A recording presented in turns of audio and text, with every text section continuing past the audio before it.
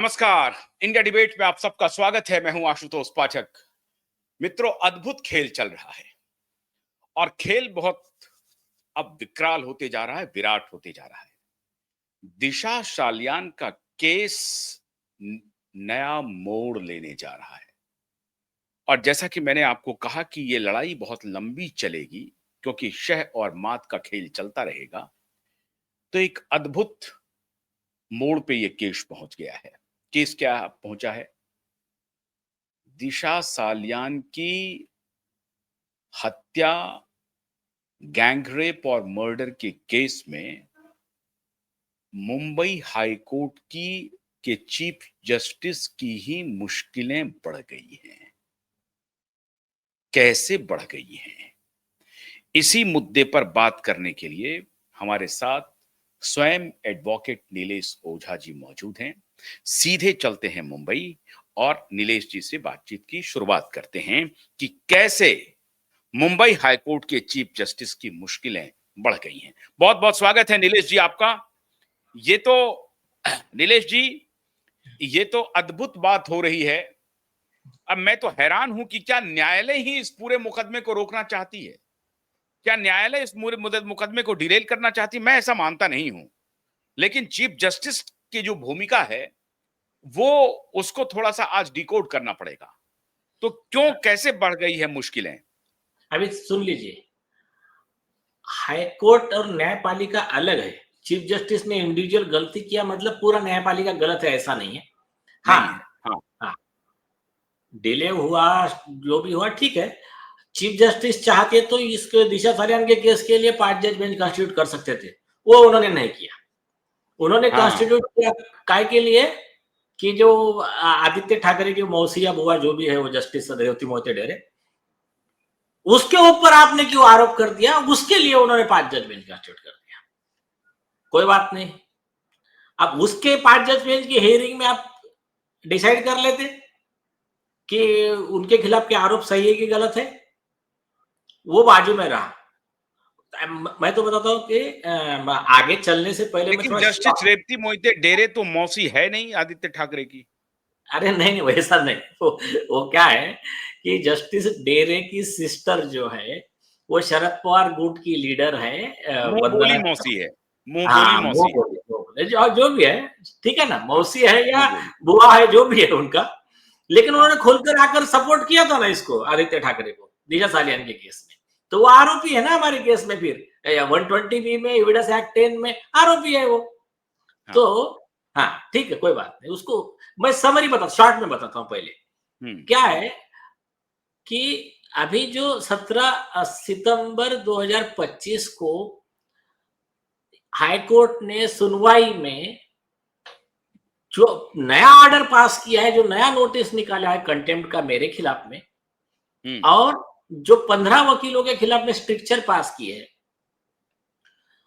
तो नीलेश ओझा, मतलब ये 15 वकीलों ने उसके लिए रीट पिटिशन लगाया है हाईकोर्ट में ही, काय के लिए कि इंटरिम कॉम्पेंसेशन 50-50 लाख मिलना चाहिए। मेन केस बाद में समझा तो एकदम शॉर्ट ग्राउंड है। क्या पता है क्या?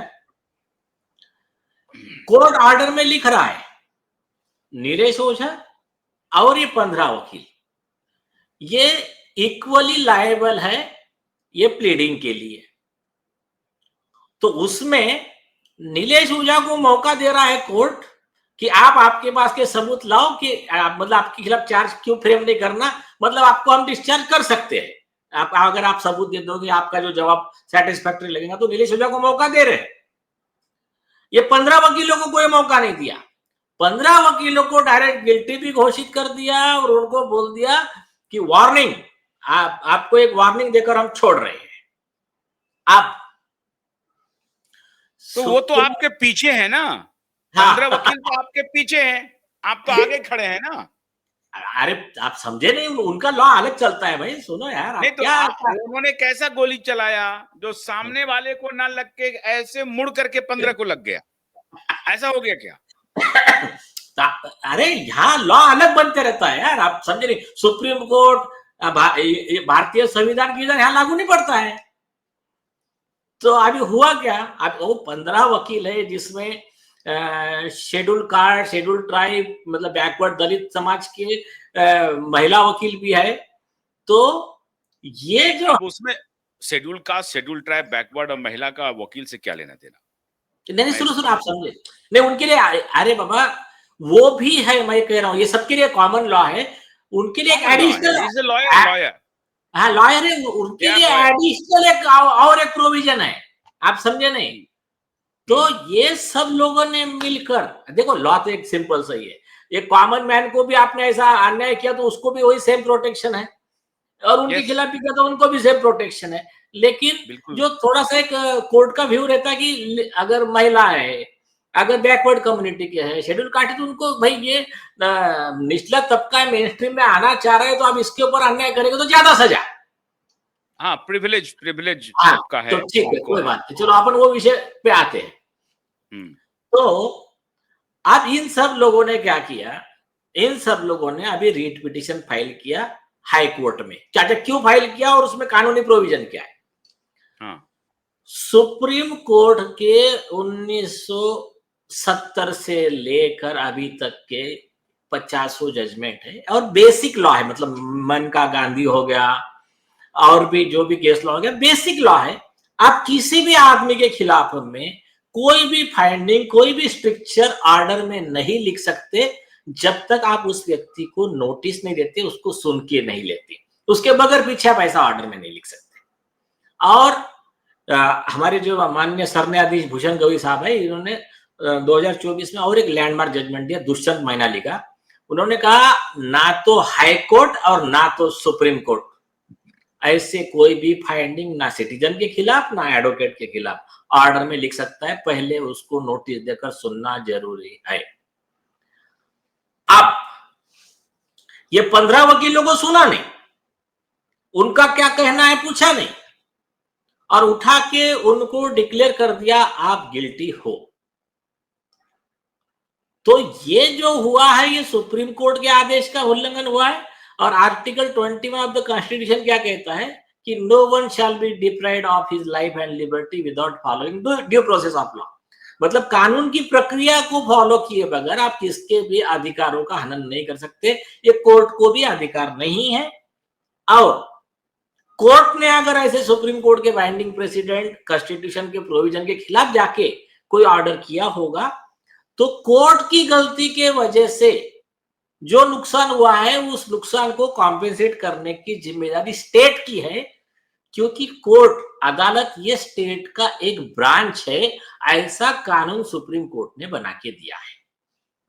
लेकिन 15 वकील का अपराध क्या है? संज्ञान किस मुद्दे पर लिया है?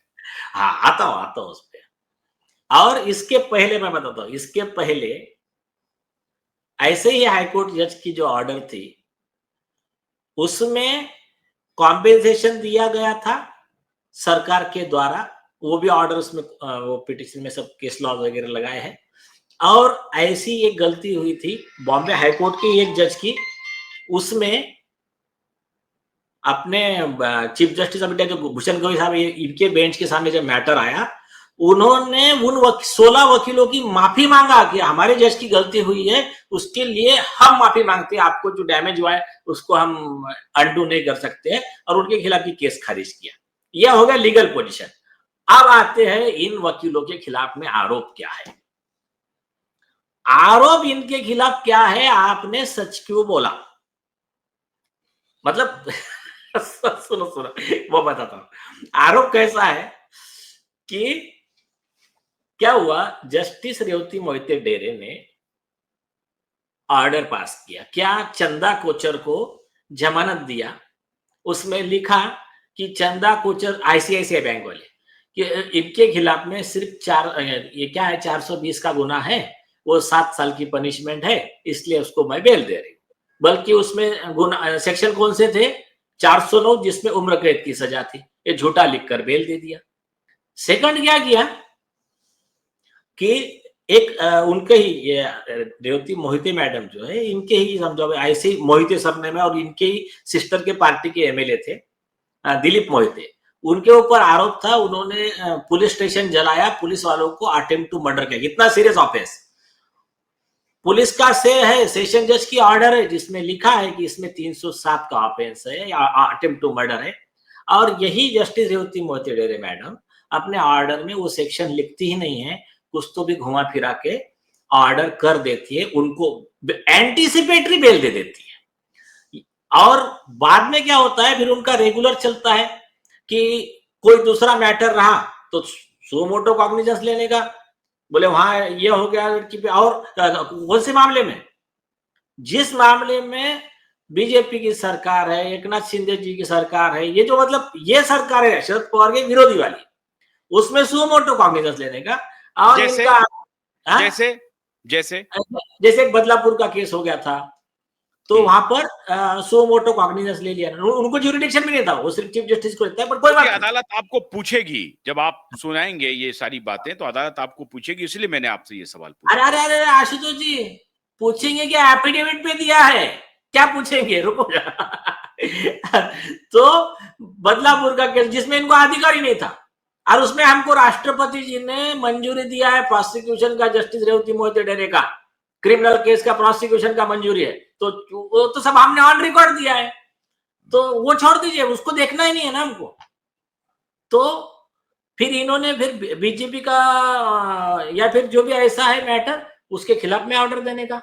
और वो ये शरद पवार के ग्रुप के है, आदित्य ठाकरे है, इन्होंने कितना भी बड़ा गुनाह किया, तब भी कुछ नहीं।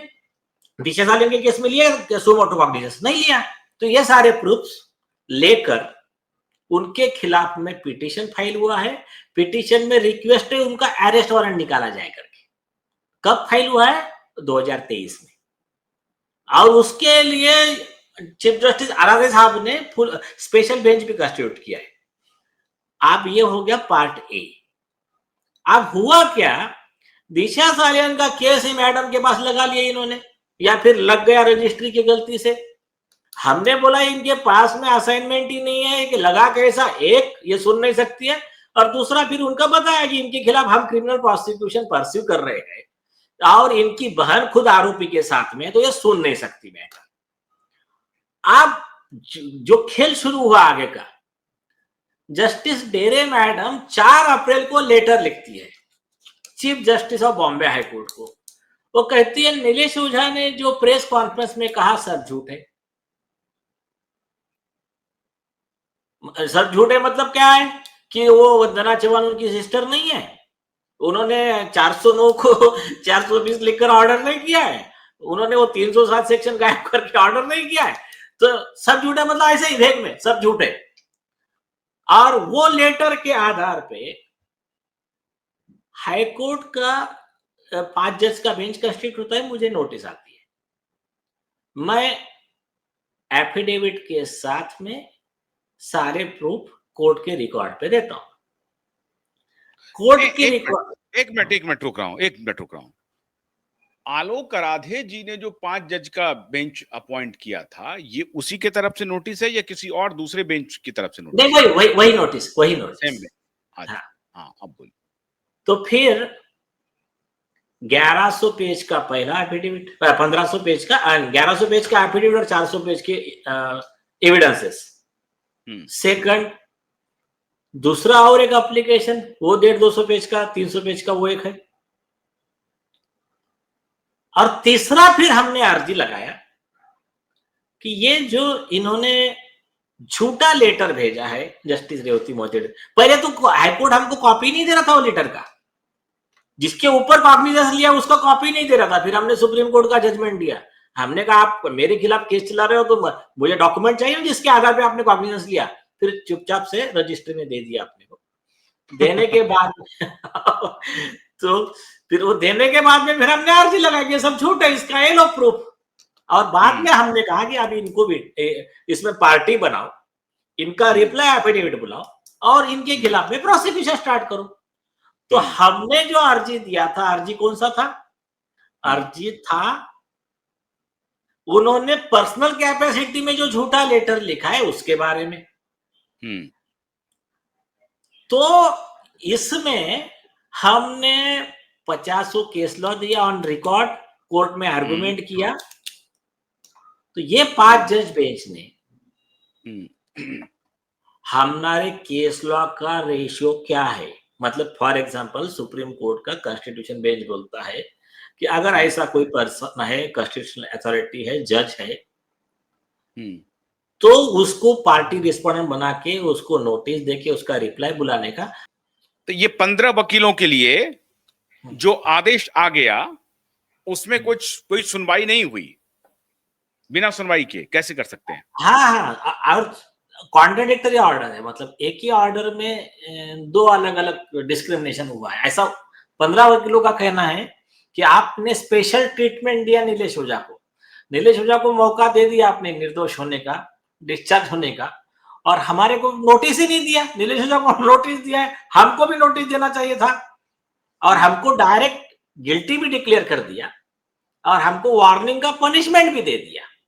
ये हमारे मूलभूत अधिकार, संवैधानिक अधिकार, फंडामेंटल राइट्स का वायलेशन उनको हुआ। पनिशमेंट क्या दिया गया सर? वार्निंग, और वार्निंग पनिशमेंट है इसमें। जो ये है एडवोकेट्स एक्ट सेक्शन 35 है, उसकी पनिशमेंट वार्निंग है, और उसके लिए प्रोसीजर है। सुप्रीम कोर्ट ने कहा है उसको पूरी ट्रायल चलाए बगैर आप किसी के खिलाफ कोई भी एडवर्स वार्निंग भी नहीं दे सकते। अच्छा, अब मैं थोड़ा सा जस्टिस रेवती मोहिते डेरे की तरफ से प्ली कर रहा हूं आपको, है ना?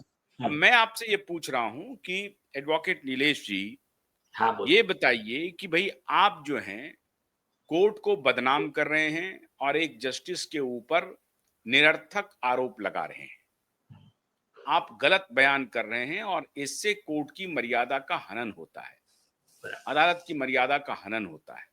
और हम 5 जज इसीलिए बैठे हैं कि हमें अदालत की मर्यादा को बहाल रखना है किसी भी सूरत में। अब दिशा सालियान का मामला को हम अलग रख देंगे, लेकिन आपने मर्यादा का हनन किया है। अब ये सवाल है। हाँ, नहीं, अच्छा सवाल है। और ये इसी सारा झगड़ा तो इसी सवाल पे है ना। कॉमन मैन को और ज्यादातर वकीलों को इसी मुद्दे पर घुमा कर, डरा कर तो सब दुकानदारी चलाई जाती है ना करप्ट जजेस की। तो इसका जवाब ना बहुत सही तरीके से 2006 के बाद में दो अमेंडमेंट आया कंटेम्प्ट का 2010 का, तब सुप्रीम कोर्ट कॉन्स्टिट्यूशन बेंच ने क्लियर कर दिया। उसके लिए आपको 1 मिनट और बताता हूं, सुनिए। 2006 के पहले इंडिया में एक अच्छा कानून चलता था, क्या मालूम है क्या? सच बोलना परमिशन नहीं है, जजेस के खिलाफ सच बोलने की परमिशन नहीं है, ऐसा कुछ जजेस कानून चलाते थे। बल्कि बल्कि सुप्रीम कोर्ट की संविधान पीठ का बथिना रेड्डी का 1952 का जजमेंट है, जो सारे देश को बाइंडिंग है। उसमें क्या कहा कि जब एक आधा जज भ्रष्टाचार करता है तो उस भ्रष्टाचार को उजागर करना ये कोर्ट के, देश के, जनता के हित में है। उस पर्सन को, उस पत्रकार को, उस मीडिया वाले को कंटेम्प्ट का आरोपी नहीं माना जा सकता। उसके वजह से किसी का कॉन्फिडेंस, कोर्ट की गरिमा को ठेस नहीं पहुंचती है। लेकिन अगर उसके आरोप के पास उसके प्रूफ ही नहीं है तो फिर उससे गरिमा को ठेस पहुंचती है। डेफिनेशन दे दिया सुप्रीम कोर्ट ने, कॉन्स्टिट्यूशन बेंच ने, उसको कोई लार्जर बेंच ने 2006 में दे दिया। हाँ 2006 में दे दिया।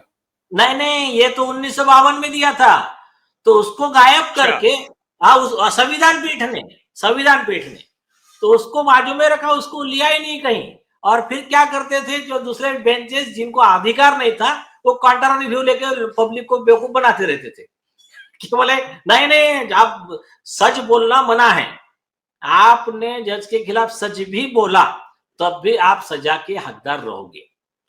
हो गया। नहीं तो इसका मतलब ये जानबूझ करके कॉर्पस बनाया गया करप्ट जजों और ये डायरेक्ट एडमिनिस्ट्रेशन, पुलिस, पॉलिटिशियन, इन सब का एक कॉकटेल बना और जनता को डराने के लिए कि हम ऐसा ऑर्डर करेंगे, वर्दी वाले जाएंगे, उसको पकड़ के ले आएंगे, उसको हवालात में भेज देंगे और ये खौफ माहौल बना रहेगा, जिसको कहा जाएगा कि नहीं अदालत की गरिमा का सवाल है। और सुनो, अदालत की गरिमा के तहत उनके पाप को, उनके कुकर्म को, उनके झूठ को, उनके अन्याय को, उनके अत्याचार को वर्दी वाले पॉलिटिशियन और ये काले कोट वाले, ये तीनों मिल करके करते रहेंगे, लूटते रहेंगे।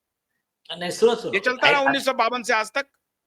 हाँ, अरे सुनो ना, तो बाद में क्या हुआ, बाद में नहीं, हम 1971 नहीं में क्या। सुनेंगे ना नीलेश जी, हम नहीं सुनेंगे। हम इसलिए नहीं सुनेंगे कि भाई एफआईआर रजिस्टर करने के लिए कोई कॉन्स्टिट्यूशन बेंच नहीं बैठा, कोई 5 जजों का हाँ, बेंच नहीं बैठा, 2 जज का बेंच नहीं बैठा, 2 जज का नहीं बैठ पा रहा है। और आपको कंटेम्प्ट करना बहुत, ऐसा क्या हो रहा है कि देश में अनर्थ हो रहा है क्या, अन्याय हो रहा था क्या? आपको अगर सजा, मान लीजिए सजा ही मान लीजिए, हम कंफर्म कर देते हैं कि आपको सजा मिलनी चाहिए, सजा 5 साल के बाद दे देते। पहले दिशा सालियान के केस को सुन लेते ना, परेशानी क्या थी? ये मैं कह रहा हूं। अरे भाई, नहीं नहीं वही तो ना, आप समझे नहीं, इससे लोगों के दिमाग में क्या परसेप्शन क्रिएट हो रहा है मालूम है क्या, कि ये देश में मर्डर किया, गैंगरेप किया, तो ये उतना बड़ा गुनाह नहीं है, और वो जज ने भ्रष्टाचार किया, वो भी उतना बड़ा गुनाह नहीं है। लेकिन कोई नागरिक ने आके बोला कि ये जज ने भ्रष्टाचार किया, ये प्रूफ लो, बोले सबसे बड़ा गुनाह वो है। आप समझे क्या, ये बाकी सारी चीजें में कोई बड़ा गुनाह नहीं होता, सबसे बड़ा गुनाह ये होता है कि आपने ये करप्ट जज के बारे में बोला कि वो करप्ट है। समझे क्या? नहीं, हम तो यही कह रहे हैं ना कि जज को तो हम बहुत लर्नेड समझते हैं, और सच को, सांच को आंच क्या। मैं कह रहा हूं कि जस्टिस रोहित मोहिते डेरे को डरने की क्या जरूरत है? उनको आरोप लगाते रहने देना चाहिए। को जो कौन आरोप लगा रहा है लगा रहा है, लगाने दीजिए। आप कहिए कि कोई बात नहीं, आपके पास सत्यता है, आप लाइए, लेकिन at the same time FIR हम रजिस्टर करने का आदेश देते हैं। या जस्टिस नहीं रेवती मोहिते डेरे बोलती कि भैया जो ये मैटर हमारे पास आया था, जिसको ये हमारे कोर्ट से हटाने की मांग कर रहे हैं, हमारे ऊपर झूठा आरोप लगा करके, मैं उस केस में बीइंग अ वुमेन जज मैं संज्ञान लेना चाहती हूं। मेरा इरादा था कि इसमें जस्टिस मिले, और उसको जस्टिस नहीं दिलवाने के लिए नीलेश ओझा ने जानबूझ करके इस मैटर को दूसरे कोर्ट में ट्रांसफर करवा दिया। कम से कम यही वाह, प्ली दे देती है। हाँ ये बड़ा, या अगर ये करते तो यार, तो हम तो खुशी खुशी बोलते हैं हमारे में कंटेम्प्ट की सजा इम्पोज कर दो यार, वो जज बहुत अच्छी है, हमारी गलती हो गई। हाँ, नहीं, अगर अगर जस्टिस देवती मोहिते डेरे आपको ये बोले कि नहीं, आपको सजा भुगतनी पड़ेगी नीलेश जी, आपने जो आरोप लगाया है, लेकिन मैं अभी का अभी एफआईआर रजिस्ट्रेशन का ऑर्डर दे रही हूँ। हाँ तो अरे बोले तो सही यार, प्रॉब्लम सारा झगड़ा ही वहां पर है। हाँ, अभी सुनिए, नहीं, आज मैं दर्शकों को खोल करके बता दूंगा कि अदालत में क्या चल रहा है, बिल्कुल एक्सपोज कर देंगे। और मैं साफ साफ कह रहा हूं 5 जजों को, आप मेरे खिलाफ नोटिस भेजिए अवमानना का, मैं कॉम्पिटेंट हूं आपके सामने दलील पेश करने के लिए, मुझे किसी वकील की जरूरत भी नहीं है। मैं आपकी अदालत में आकर के आपको बताऊंगा कि जो केस लॉ है, उस केस लॉ पर एफआईआर रजिस्ट्रेशन क्यों नहीं हो रहा है। नीलेश ओझा को दीजिए सजा, हम भी पक्ष में हैं। अगर नीलेश ओझा झूठ बोल रहे हैं, अगर नीलेश ओझा के साथ साथ वो 15 वकील भी झूठ बोल रहे हैं, फौरन से पेशता सजा दीजिए, और स्ट्रिंजेंट सजा दीजिए, भयंकर सजा दीजिए, कम से कम 20 साल उनको जेल में डाल दीजिए। अरे आपको पता है क्या, यही आर्गुमेंट मैंने किया कोर्ट में, आप जो बोल रहे हो ना, मुझे हाँ, जज साहब, हाँ मुझे यही चीफ जस्टिस चंद्रशेखर साहब ने पूछा, मिस्टर ओझा आपके जो प्लीडिंग है, ये जज ने आपको झूठा फंसाने के लिए ये सब झूठे रिकॉर्ड तैयार किया है, ये स्कैंडलस है, कंटेम्पचुअस है। तो मैंने कहा साहब, तो आपको नया कंटेम्प्ट का नोटिस क्यों ना निकल जाए। मैंने कहा साहब एक मिनट, ये कॉन्स्टिट्यूशन बेंच का जजमेंट है, सुप्रीम कोर्ट संविधान पीठ क्या बोलता है कि अगर मेरा कहना सच है तो वो कंटेम्प्ट नहीं होता है, तो अगर मेरा कहना झूठ है तो आप मुझे सिर्फ कंटेम्प्ट का नोटिस क्यों निकाल रहे हो।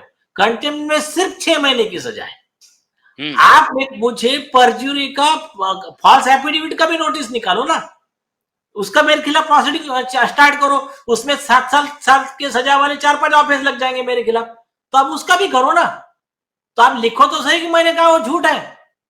तो फिर गोल मटोल घुमा के ऑर्डर में वो मैंने क्या लिखा है पता है, कि मैंने कहा जो सच है और सुप्रीम कोर्ट के जजमेंट के आधार पे है, तो ये सच है कि झूठ है इसको हम अभी डिसाइड नहीं करेंगे। पर ये कंटेम्प्ट है, अभी ये तय भी नहीं हुआ वो सच है कि झूठ है, लेकिन ये कंटेम्प्ट है। तो इस तरह का एक बहुत हिस्टोरिक ग्रेट जजमेंट आया है, तो नहीं, लग रहा अगर है मैं ये कह रहा हूं कि ये जो 5 जज हैं वो लॉ के इर्द गिर्द घूमते हैं, ये लॉ के लूप होल्स को खेलते हैं, लेकिन जो नेचुरल जस्टिस है उसकी अवहेलना कर देते हैं। मैं आप ही के केस में कह रहा हूं कि आपको उन्होंने पहले एक आपने पूछा कि भाई ये जो कॉग्निजेंस मेरे खिलाफ लिया गया है उसका आधार क्या है। बाद में रजिस्ट्री ने आपको बताया कि भाई जस्टिस रेवती मोहिते डेरे ने अप्रैल में, फर्स्ट वीक ऑफ अप्रैल में एक कंप्लेन आपके खिलाफ उन्होंने chief justice of Mumbai high court को किया है और उसके आधार पर ये 5 जज का बेंच बैठा है। अब ये जो 5 जज का बेंच बैठा तो उनको उसके तह में जाना चाहिए था कि जो ट्रिगर पॉइंट है जहां से ये कंटेम्प्ट ऑफ कोर्ट का केस चलने की स्थिति पैदा हुई है वो पॉइंट क्या है। कम से कम उस पॉइंट को तो पकड़ना चाहिए था ना कि वो पॉइंट है दिशा सालियान के मर्डर गैंगरेप का मामला, जिसको लेकर के नीलेश ओझा कोर्ट में आए थे और वो मामला चला गया जस्टिस रेवती मोहिते डेरे के पास और वहां फिर नीलेश ओझा ने कहा कि साहब हम 2 साल पहले ही माननीय जस्टिस महोदय के खिलाफ रिटन कंप्लेन कर चुके हैं, जो कि आप लोगों को नहीं मालूम है, इसलिए नहीं, मुझे शंका है। और मालूम है उनको उनको। मालूम है। हाँ, और उन्होंने स्पेशल बेंच कंस्टिट्यूट किया उसके लिए भी। तो ये 5 जज के खिलाफ ही कंटेम्प्ट निकालना चाहिए मेरे ख्याल से। नहीं, वो तो फाइल कर सकते हैं हम सुप्रीम कोर्ट में। अभी अभी हम क्या हाँ। कर रहे हैं, आपने एकदम सही लॉजिकल पॉइंट बोला। क्या हुआ, हाईकोर्ट के जज जस्टिस सीएस कर्णन को सुप्रीम कोर्ट के 7 जज के संविधान पीठ ने 6 महीना की जेल की सजा दी थी और एक्चुअल में जेल में भेजा था हाईकोर्ट जज को। तो सुप्रीम कोर्ट ने क्या कानून बना के रखा है कि जब कोई भी जज, हाईकोर्ट जज हो या और भी कोई भी जज हो, अगर सुप्रीम कोर्ट के निर्देशों को, आदेशों को नहीं मानता है तो वो जज section 2B of contempt of court act में 6 महीने की सजा का हकदार है। ये सजा इसमें सिविल कंटेम्प्ट में। और जज अगर कुछ और गलत करता है रिकॉर्ड में तो वो जज क्रिमिनल कंटेम्प्ट में 6 महीने की सजा का हकदार है। उसमें एक काम अच्छा किया, ये देश का पहला जजमेंट है, इसके पहले भी थे लेकिन ये बहुत ज्यादा क्लियर है। उसमें क्लियर किया कोई भी कॉमन मैन आकर पिटीशन लगा सकता है और जब वो पिटीशन लगाएगा सुप्रीम कोर्ट को वो चीज को वेरीफाई, एग्जामिन करके जजमेंट देना पड़ेगा। ये बहुत, मतलब अभी किसी को कोई ऑब्स्टेकल नहीं है, कोई भी फाइल कर सकता है पिटीशन। तो अभी कंटेम्प्ट मतलब पिटीशन अगर मान लीजिए कि आपके खिलाफ जो कंटेम्प्ट ऑफ कोर्ट का नोटिस है, मान लीजिए कि हमारे यहाँ से किसी व्यक्ति को लगा कि भाई ये जो है सो गलत हो रहा है, गड़बड़ हो रहा है और ये ग्रॉस इनजस्टिस है और पूरा जस्टिस सिस्टम को का मखौल उड़ाया जा रहा है और सुप्रीम कोर्ट में किसी ने पिटीशन डाल दिया तो इमीडिएटली सुप्रीम कोर्ट इसको जांच के लिए जा सकता है। सुनिए, उसका आधार बताता हूं मैं। सुप्रीम कोर्ट ने एक आदेश दिया। क्या आदेश दिया कि जो कोई आदमी सच बोल रहा है, हाँ, तो सच बोलने वाले के खिलाफ में आप कंटेम्प्ट का ऑर्डर नहीं निकाल सकते, कंटेम्प्ट का कॉग्निजेंस नहीं ले सकते। कहा बोला? एक बोला 1952 कॉन्स्टिट्यूशन बेंच अपना बथीना रेड्डी में बोला, दूसरी बार इनडायरेक्ट टैक्स प्रैक्टिशनर एसोसिएशन ने दूसरी बार बोला, फिर सुब्रमण्यम स्वामी वर्सेस अरुण शौरी का केस था 2014 में, उसमें बोला ये देश में वो जज का कॉन्फिडेंस ये हो रहा है, न्यायालय की गरिमा आ रही है, वो बाजू में रखो। अगर कोई जज अगर करप्ट है, गलती किया है तो उसके खिलाफ बोलने का हर नागरिक का अधिकार है और उसके खिलाफ कंप्लेंट करना, न्यूज पब्लिश करना, ये भारतीय संविधान के आर्टिकल 51A के तहत उसका राष्ट्रीय कर्तव्य है, संवैधानिक कर्तव्य है। और इनडायरेक्ट टैक्स में बोला कि ऐसे व्यक्ति को जो ऑब्स्ट्रक्ट कर रहा है उसको आप कंटेम्प्ट की धमकी देके उसकी आवाज दबा नहीं सकते। विसल ब्लोअर लोग हैं, इनके वजह से ही न्यायपालिका सुधर रही है। तो ये कानून बना दिया। उसके बाद में 7 जज बेंच ने इसमें सीएस कर्नल के केस में लिखा आप जज के खिलाफ, जज का उद्देश्य गलत था, वो ये था, ऐसे आरोप नहीं कर सकते। आगे लिखा प्रोवाइडेड एक्सेप्ट अगर आपके पास प्रूफ हो तो, क्योंकि अभी ट्रूथ एज ए डिफेंस आ गया है। लेकिन ये सारे केस लो हमने दिए तो चंद्रशेखर साहब का जो फुल 5 जज का बेंच है, एक भी केस लॉ को उसमें नोट, मतलब ऐसा नहीं करता कि ये केस लॉ में ये डायरेक्शन दिए सुप्रीम कोर्ट ने, उसको बाजू में रखता है। और 1936 का जो कि एक्चुअली सुप्रीम कोर्ट के कॉन्स्टिट्यूशन बेंच ने उसको ओवर रूल कर चुका है, सुब्रमण्यम स्वामी में वो पॉइंट को उसको मेंशन करता है ओवर रूल को। किसको? ये अंबड़ का जजमेंट है 1936 का प्रीवी काउंसिल का, कि नहीं आप जज को मोटिव एट्रीब्यूट नहीं कर सकते और ये ग्राउंड के आपके खिलाफ कंटेम्प्ट का कॉग्निजेंस ले रहा हूं। तो अभी ये चीफ जस्टिस चंद्रशेखर साहब के बेंच ने सुप्रीम कोर्ट के आदेशों का कंटेम्प्ट किया, एक उसका सिविल कंटेम्प्ट, ये 15 अगर 15 वकील है, मैं होगा, हम सब फाइल कर सकते हैं, इवन आपके ऑफिस का आदमी भी फाइल कर सकता है। ये एक रेमेडी है उसकी।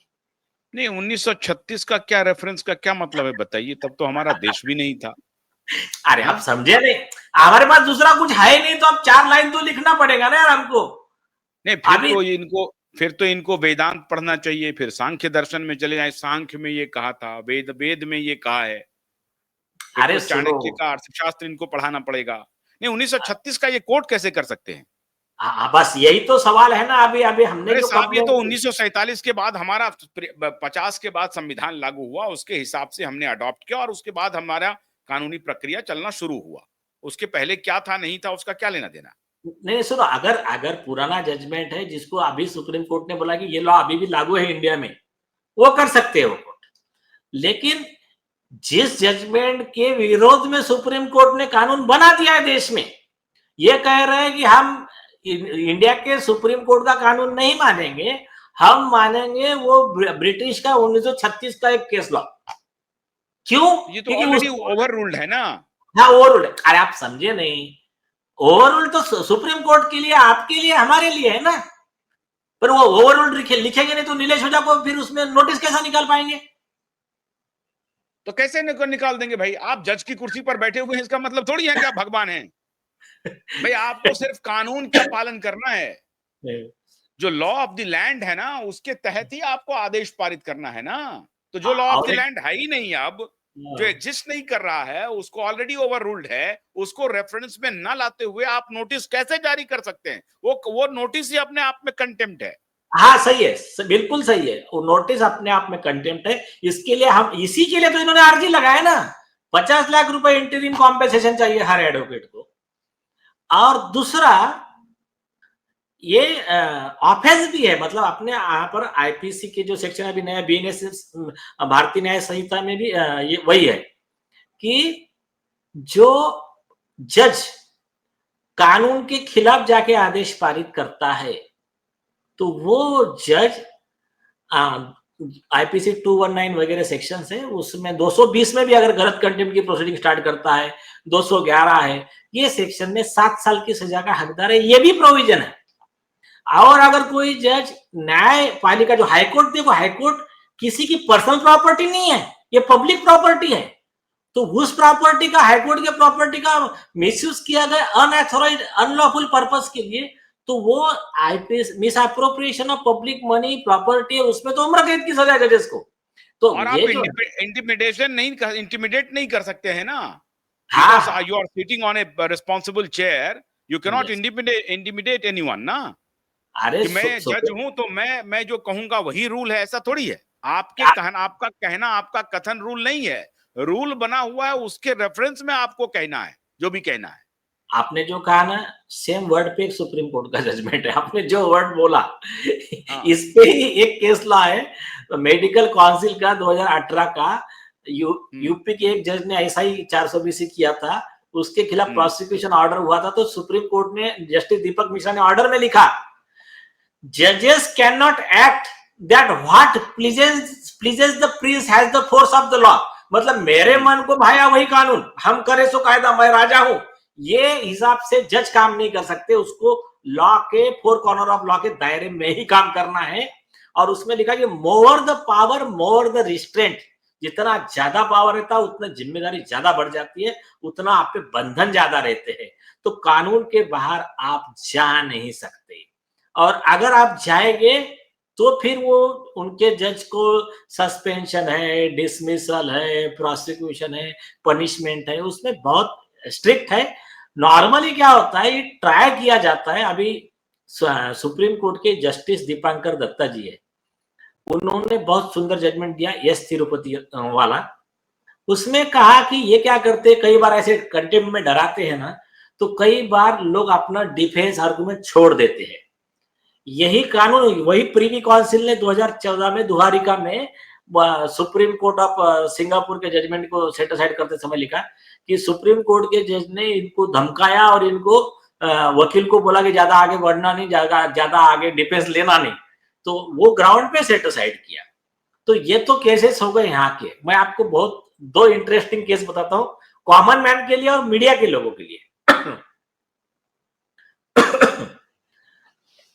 ये जस्टिस कृष्णा अय्यर है, उन्होंने एक रेक्स वर्सेस नैयर का इलाहाबाद हाईकोर्ट का, और बाद में एक रामा सूरज सिंह का भी वैसा ही जजमेंट आया।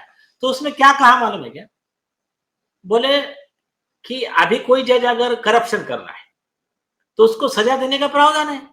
जस्टिस निर्मल यादव की चार्जशीट गई, जस्टिस शमित मुखर्जी दिल्ली हाईकोर्ट का अरेस्ट हुआ, ऑर्डर लिखने के लिए वुमन एंड वाइन की सर्विस लेते समय पकड़े गए, तो अरेस्ट हुए और 13 दिन का पुलिस कस्टडी हुआ। कुछ जजेस को सजा हुई, जो भी हुआ उनका। अब जस्टिस कृष्ण अय्यर ने कहा कि एक तरफ कानून बना के रखा है, जज ने गलत किया तो उसके ऊपर कार्रवाई करने के लिए, उसको डिसमिस करने के लिए, उसको ये करने के लिए, सस्पेंड करने के लिए, और आप ये कहना चाहते हो कि जज के खिलाफ ऐसा वर्ड लिखा वो करप्ट है तो वो कंटेम्प्ट होगा, तो फिर कंप्लेंट पे साइन कौन करेगा? मतलब एक तरफ कानून बना कर रखा और आप बोल रहे हो आप वो कानून आप यूज नहीं कर सकते। ये 420 नहीं चलेंगी। तो रामा सूरज सिंह में हाईकोर्ट ने लिखा कि एक आधा जज अगर न्याय बेच रहा है, साला यहाँ जज बैठा है, बोला है आप 2 लाख दोगे, आपके फेवर में ऑर्डर, आप 10 करोड़ देंगे। जस्टिस यशवंत वर्मा का केस लो, तो बोले मतलब कोई भी जज के खिलाफ अगर कोई कंप्लेन आएगा ही नहीं तो जज जांच कैसा करेगा? तो सुनो फिर सुनो आगे, कैसे पता चलेगा कौन भ्रष्ट है? अभी तो आगे सुनो। मान लीजिए जस्टिस रेवती मोहिते डेरे के खिलाफ किसी ने कंप्लेन किया है, हाँ, तो कंप्लेन पर आपको जो नोटिस भेजा है 5 जज की बेंच ने, हाँ, आपने उसका रिप्लाई कर दिया कि हमने रिटन कंप्लेन पहले दिया हुआ है, जिसके लिए ऑलरेडी एक बेंच का गठन हुआ है, उन्होंने कोई सुनवाई नहीं की है। अब ये मूर्ख से मूर्ख आदमी को ये बात समझ में आ रही है, मूर्ख से मूर्ख, बिल्कुल जो आप समझिए कि बिल्कुल जो बिल्कुल कभी स्कूल गया नहीं, जो कभी स्कूल नहीं गया, कॉलेज नहीं गया, उसको कोई ज्ञान नहीं है, जीरो। कि आप, मैंने आपको कहा कि भई आपने जो कंप्लेन दिया है, आप इस कंप्लेन को आपने मीडिया में जाकर के बोला और कोर्ट की गरिमा का हनन किया। आप रिप्लाई दीजिए, मैं आपके खिलाफ कंटेम्प्ट क्यों ना होना चाहिए। आपने रिप्लाई दे दिया कि साहब ये मैंने मीडिया में नहीं बोला है, ये बात तो मैंने 2 साल पहले बोला है और कोर्ट के संज्ञान में है, लिखित रूप से है और उस पर कोर्ट ने संज्ञान ले लिया है, उसके लिए बेंच गठित है, सुनवाई नहीं हुई है। अब ये मूर्ख से मूर्ख आदमी भी इस रिप्लाई से संतुष्ट हो जाएगा? मैं कह रहा हूं कि खाप पंचायत लगा दीजिए, खाप जो पुराना है वो भी सुन लेगा और कहेगा कि हाँ बात तो बरोबर है। फिर आपको नोटिस कैसे भेजा?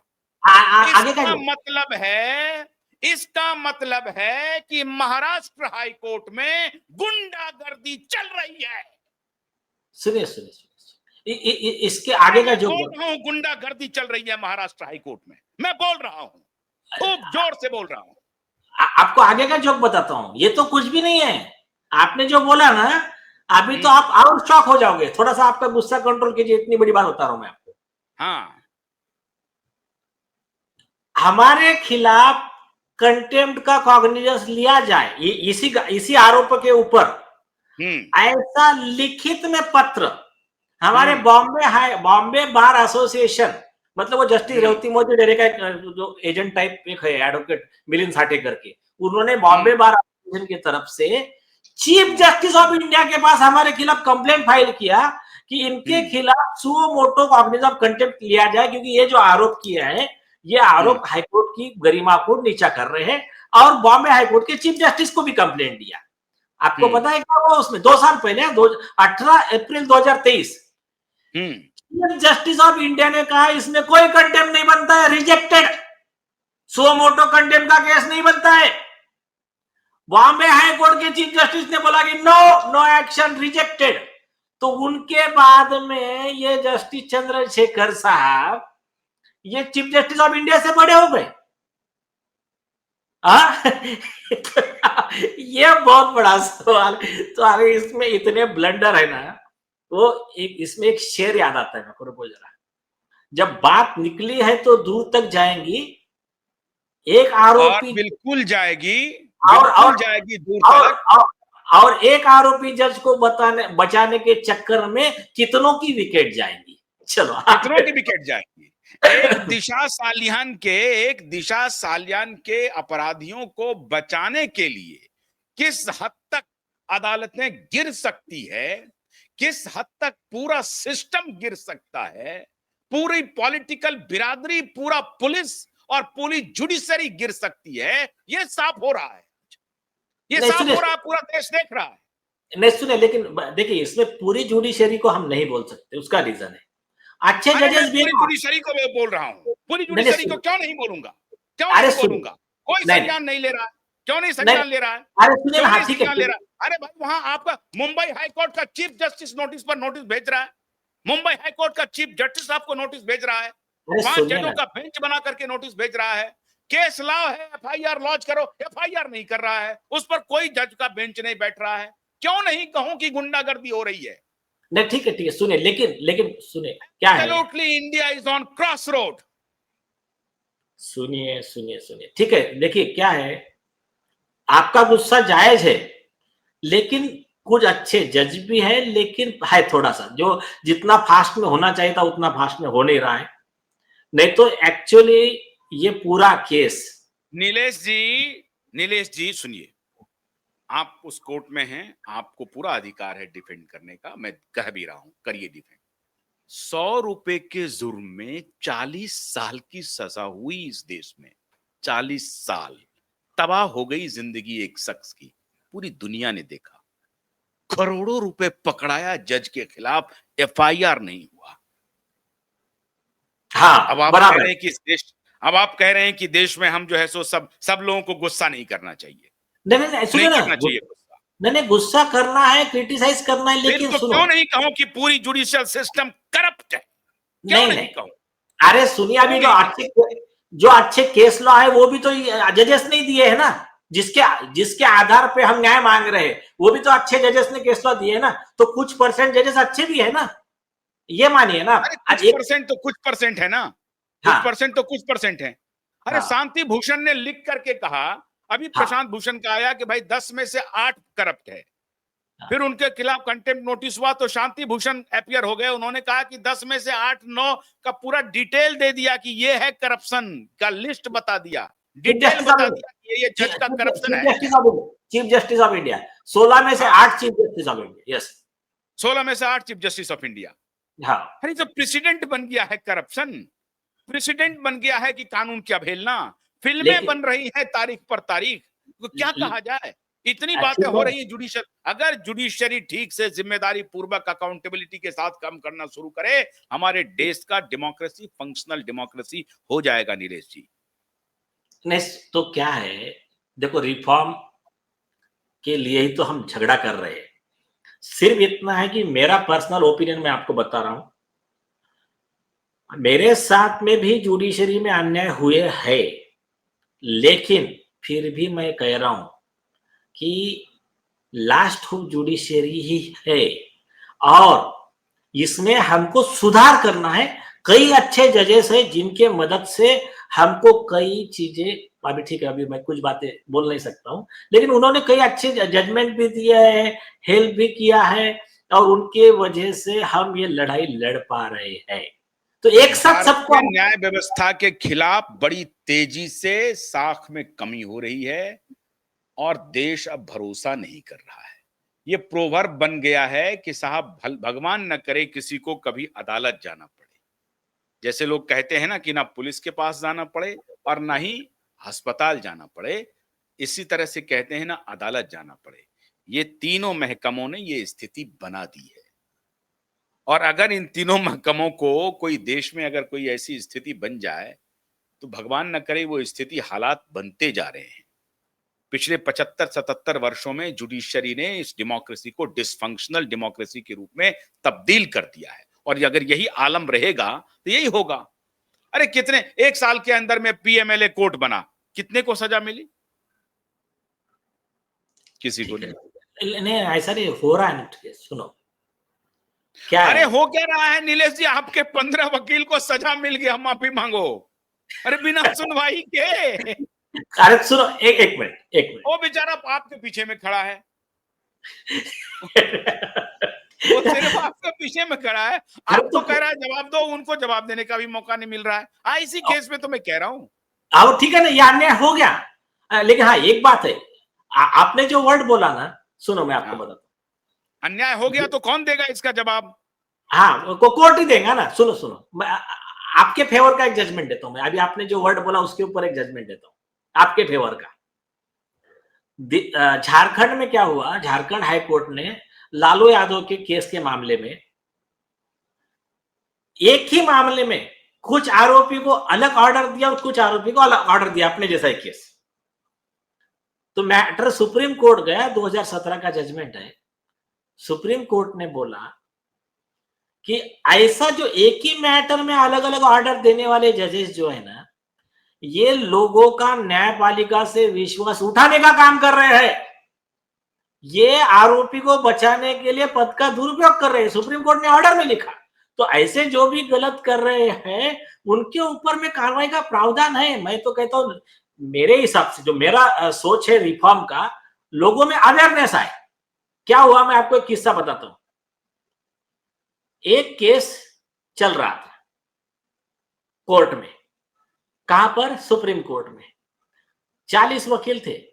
बोले साहब ये माय लॉर्ड वगैरह बोलना बंद करो, ये आप कोई भगवान नहीं हो, हमारे धर्म की भावना आहत होती है, माय लॉर्ड लॉर्डशिप हम आपको नहीं बोल सकते, आप उसमें ऑर्डर करो। तो शुरू में कोर्ट ने ट्राई किया कि बाबा इनको थोड़ा सा हड़का दे, अरे क्या पिटीशन डालिए, ये कर लिए। अब उसमें से कुछ वकील डर भी गए, लेकिन कुछ कुछ वकील ऐसे थे वो बोले देखो आप हमको जेल में भेज दो, लेकिन हम आपको माय लॉर्ड नहीं बोलेंगे। तो सुप्रीम हाँ। कोर्ट ने उस समय देखा कि नहीं बाबा ये लोग ऐसे फर्म है, और फिर सुप्रीम कोर्ट ने बोला कि नहीं, लेकिन एक बात बताओ, हमने कब बोला आपको कि आप हमको माय लॉर्ड बोलो? आप खुद ही बोलते हो। आप हाँ। हमको सर बोलो, आप हमको योर ऑनर बोलो, कुछ भी रिस्पेक्टफुल वर्ड बोलो। तो ऐसा करके फिर बाद में बार काउंसिल ने अमेंड किया और माय लॉर्ड वर्ड नहीं बोलने का करके रूल बनाया। तो ये क्या होता है मालूम है क्या? पहली चीज, गुलामों की जमात ज्यादा है हमारे देश में। हाँ, बारह वो सौ कपिल सिब्बल जैसे लोग, योर हाँ, lordship, your lordship, your lordship. Lordship. अरे हाँ। एक बार का किस्सा बताता मैं आपको।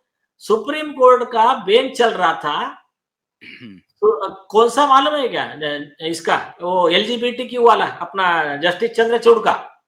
उसमें एक पर्सन ने अर्जी लगाई कि चंद्रचूड़ साहब आप इस बेंच में नहीं बैठ सकते हो, आप खुद ही है जो है ना इस मामले में आप कई स्पीच दे चुके हो, आपका इस बारे में एक ऐसा व्यू है, तो आप इस बेंच में नहीं बैठ सकते हो।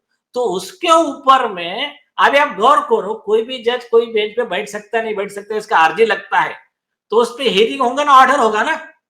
तो उसके ऊपर कुछ हियरिंग आने से पहले ये जो दो चार बड़े बड़े चापलूस वकील, सरकारी वकील क्या बोलते हैं, no no no my lord we are against this, ये आरजी पे हमारा हमारा ऑब्जेक्शन है। अरे तो सुना क्या उसने क्या बोला है? तो मतलब ये जो चापलूसी की लेवल है ना, तो हाँ। ये तो इसके ऊपर हमारे जो द गॉड पार्टिकल करके एक ये लिखा है उन्होंने, क्या अपने चीफ जस्टिस ऑफ इंडिया का एक आर्टिकल है।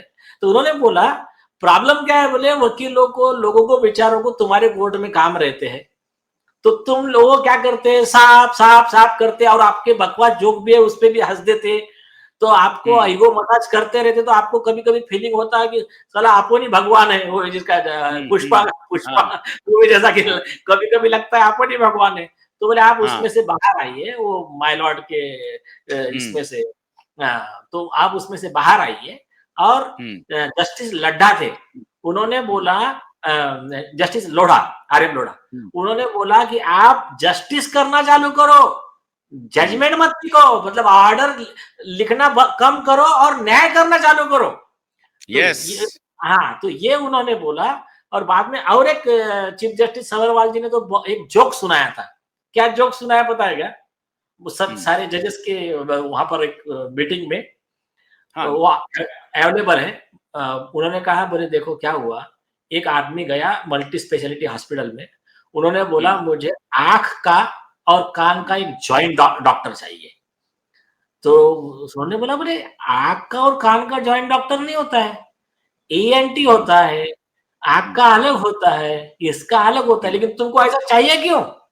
बोला, बोले मैं ना एक कोर्ट का मैं एक पक्षकार हूँ, कई सालों से मैं कोर्ट में जा रहा हूँ, तो मैं जो पढ़ रहा हूँ वो मुझे दिख नहीं रहा, और जो देख रहा हूँ मैं पढ़ने में नहीं है। बोले मतलब?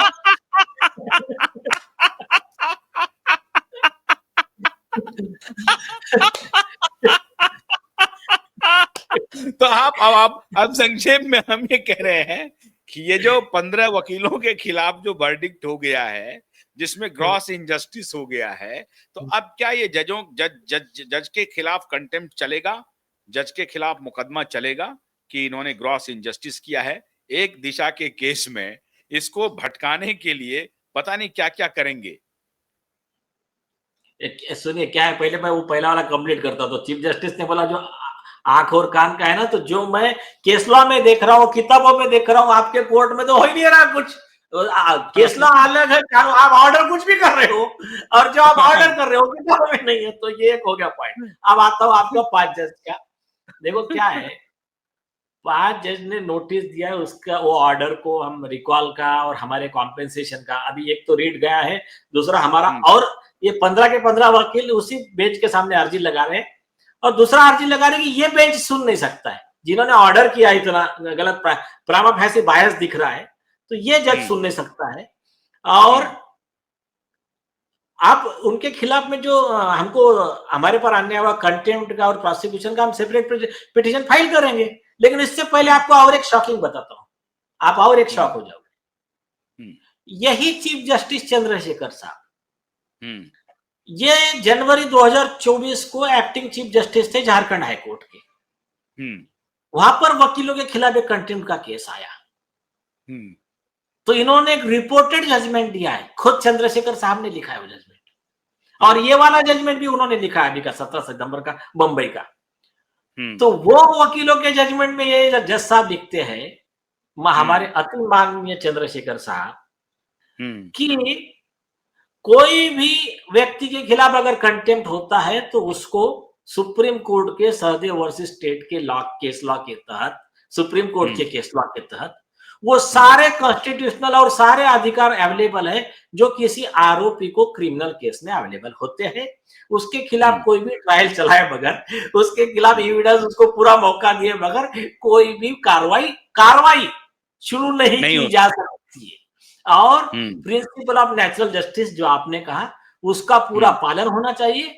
तो ये केस जो है, जो हाईकोर्ट के सिंगल जज ने इसमें नोटिस निकाला है, वो गलत है। हम एडवोकेट के खिलाफ का केस रजिस्टर न करते हुए खारिज करते हैं। और वही जज साहब इधर ऑर्डर लिख रहे हैं कि बिना तुमको सुने, बिना तुमको कोई मौका दिए 15 जज गिल्टी। तो अभी इससे बड़ा भारतीय संविधान के आर्टिकल 14 का वायलेशन क्या रहेगा? इक्वालिटी बिफोर लॉ, कानून के आगे सब समान, कानून की प्रक्रिया सबके आगे लिए समान। तो यहाँ कॉन्स्टिट्यूशन की धज्जियां उड़ाने वाला इससे बड़ा उदाहरण क्या रहेगा? हाँ, ठीक है, ठीक है। तो बहुत बहुत शुक्रिया नीलेश ओझा जी, और हम उम्मीद करते हैं कि माननीय अदालत आज के डिबेट को सुनेंगे। माननीय जजेज, उनको पीड़ा हो सकती है, उनको लग सकता है कि हमारे मन में कोई बायस है, कोई बायस नहीं है। हम सिर्फ ये चाहते हैं कि आपका न्याय होता दिखे और लोगों का भरोसा आप में बरकरार रहे। अगर कहीं गलती होगी तो गुस्सा दिखेगा, नाराजगी दिखेगी, लेकिन उस नाराजगी का सीधा सीधा संबंध इतना ही तक है कि आप न्याय न सिर्फ करें, वरन की न्याय होता हुआ दिखना चाहिए। दिशा सालियान के केस में क्या हो रहा है, ये आप सबको दिख रहा है। बहुत बहुत शुक्रिया। नमस्कार।